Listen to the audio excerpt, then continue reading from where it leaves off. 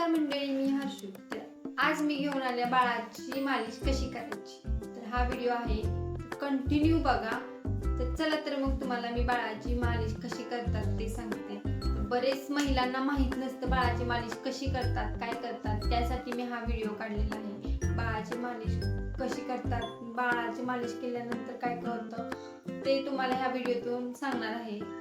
चला तर मी महाराष्ट्रीयन पद्धतीनं मसाज करणार आहे आणि तो तुम्हाला दाखवणार आहे बाळाचा. तर पहिल्यांदा हे मी तेल डोक्यावर ओतलं, म्हणजे टाळू भरणं याला म्हणतात, टाळू भरणं. तर म्हाताऱ्या माणसा पहिलं म्हणायचे की टाळू पहिल्यांदा भरायचे आंघोळ घेताना, करायला घेतली की, आणि सगळ्या डोक्याला तेल लावून घेतलं बघा. तर मी तेल कोकोनट ऑइल यूज केले, खोबरेल तेल. मला दुसरं कोणतंच तेल आवडत नाही, मला हे बेस्ट तेल वाटतं मालिशसाठी. त्यामुळं मी हेच यूज करते पहिल्यापासून. तर पहिल्यांदा मी कपाळ घेतलं. काय बहुतेक बाळांचं कपाळ भरपूर उंच असतं, भरपूर असं म्हणजे जास्त तिथं असं हे दिसतं, उंचवटा भरपूर दिसण्यात येतो काय बाळांचा. ते बसवण्यासाठी ही दोन्ही अंगठ्यानं असं दोन्ही साईडला ते ओढून घ्यायचे असतात. तर त्यानंतर गाल घ्यायचे आपले हनुवटीपासून असे वर. पालता जरी ही प्रोसेस केली ना तरी चालते. मी पालता करते, कधी जास्त करते, पण हलवार हाताने करून घ्यायचं, का तर बाळ रडतं वगैरे. जास्त चांगला नाही मसाज सुद्धा, जास्त दाबून मसाज करायचा नाही. हलक्या हाताने जेवढा मसाज तुम्ही करचाल, बाळाला जेवढी मालिश करचाल, तेवढं बाळ शांतपणे झोपतं आणि झोपी जातं 4-5 तास तरी ते उठत नाही. असं गोल गोल गालाला फिरवून घ्यायचं. ते झालं की हनुवटी घ्यायची. हनुवटीला पण हे चोळून ह्या रीतीने घ्यायचं. हनुवटी झाली की हनुवटीचा म्हणजे वरच्या होटाचा आणि नाकाचा मधला भाग, तो एक बऱ्याच बाळांचा उंच असतो. 100%पैकी 90% बाळांचा तरी तसा तो भाग उंच असतो. ते बसवण्यासाठी दोन्ही अंगठ्याने असं वडायचं. एका अंगठ्याने चोळलं तरी चालतं. ते झालं की बाळाचं नाक घ्यायचं. नाक झालं की नाक पण दोन्ही अंगठ्याने असं खाली ओढून घ्यायचं. व्यवस्थित नाकपुड्या त्या अंगठ्यात आल्या पाहिजेत, म्हणजे नाकाची दांडी वगैरे अशी व्यवस्थित निघते. तो मधला भाग मला लय टेन्शन येतं त्या मधल्या भागाचा, मग तो जास्तच मी चोळते, ही होटाच्या आणि नाकाच्या मधला. ते झालं की परत बाळाची चेस्ट घ्यायची, म्हणजे छाती घ्यायची आपण. हे सगळं झालं ना चेहऱ्याचं की परत ते झालं की छाती घ्यायची. छातीला थोडंसं तेल लावायचं. तेल लावून दोन्ही आपल्या हाताने बटरफ्लाय सारखं दोन्ही हाताकडे बाळाचे दोन्ही हात असे ओढून घ्यायचे आणि परत अंगठ्याने असं ओढून घ्यायचं. का तर बाळ आंघोळ घातली की 4-5 तास उठत नाही, आणि ते उठत नाही म्हणल्यावर एका कुशीवर झोपतं. काय होतं, नीट बाळाला हे जुळवून घेता येत नाही, आणि ती सारखी जुळू नये छाती म्हणून या पद्धतीनं चोळायचं असतं अंगठ्याने आणि दोन्ही हाताने. ते झालं की बाळाचे हात घ्यायचे. हात अशा ह्या पद्धतीनं चोळायचे बघा, ओढून खाली चोळायचे पूर्ण अशा हात. रिंग टाईप घ्यायचे हात, ते पण ह्या असे रिंग टाईप फिरून घ्यायचा आपला हात पण त्या बाळाच्या हाताबरोबर, म्हणजे ती रिंग टाईपच चोळायचा हात. दोन्ही पण त्या पद्धतीनंच चोळायचे. आणि तळ हात पण व्यवस्थित चोळून घ्यायचे. तळ हात झाले की तो हात झाला की दुसरा हात पण त्याच पद्धतीने घ्यायचा, रिंग टाईपच चोळायचा. दोन्ही साईडला असे वडायचे खाली हात. बघू शकता, तुम्हाला मी दाखवलंय ते कसं करायचं ते. हा पण हात साईडला, ते दंड जास्त मोठे दिसू नये म्हणून ते तसं चोळतात. तळ हात व्यवस्थित चोळून घ्यायचा. हो बघा, दंड जास्त मोठे दिसू नये म्हणून ते व्यवस्थित चोळून घ्यायचे. काहींचे बघा दंड भरपूर मोठे दिसतात, त्यासाठी ती मसाज आहे.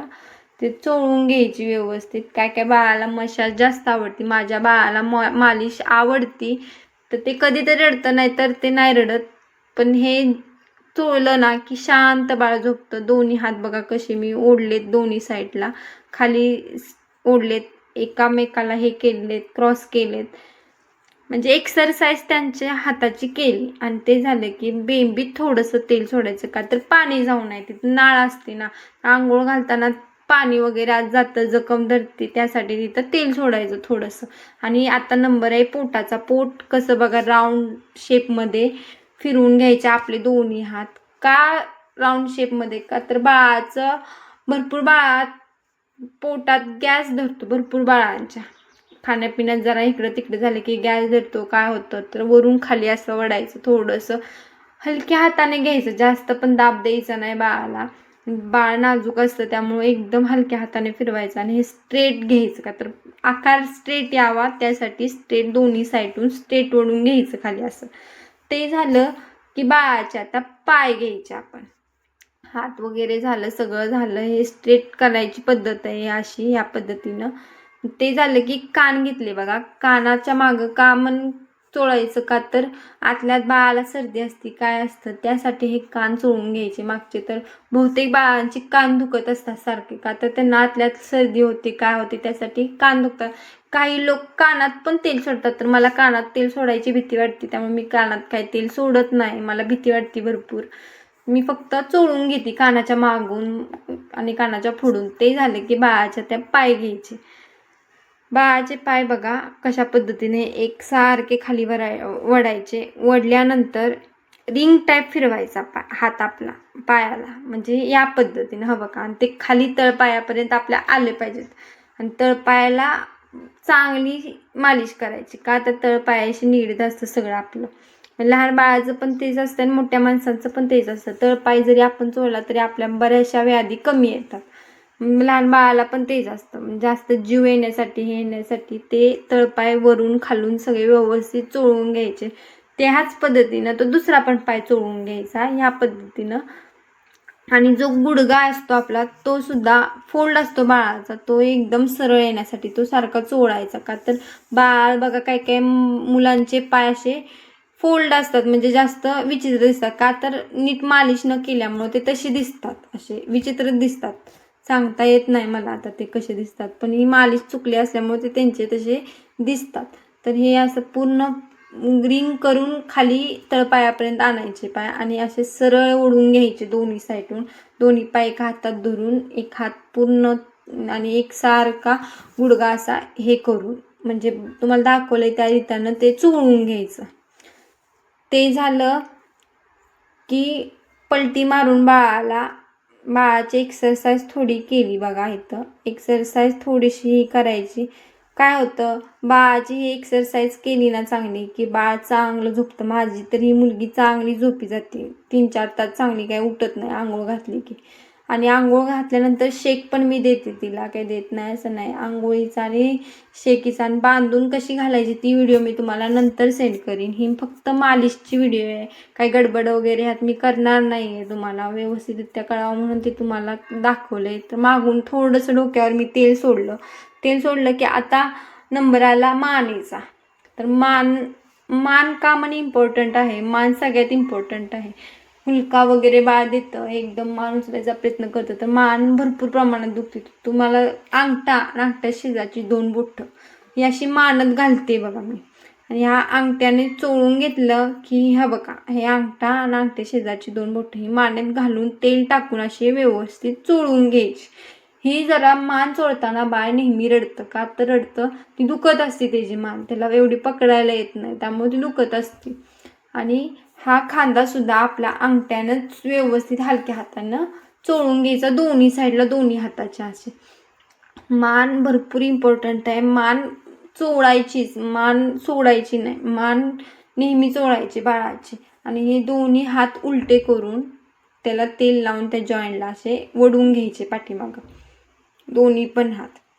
ते झालं की पाठीचा कणा घ्यायचा, तो असं दोन्ही हाताने हलका हलका खाली ओढून घ्यायचा, अंगठ्याने ओढून घ्यायचा.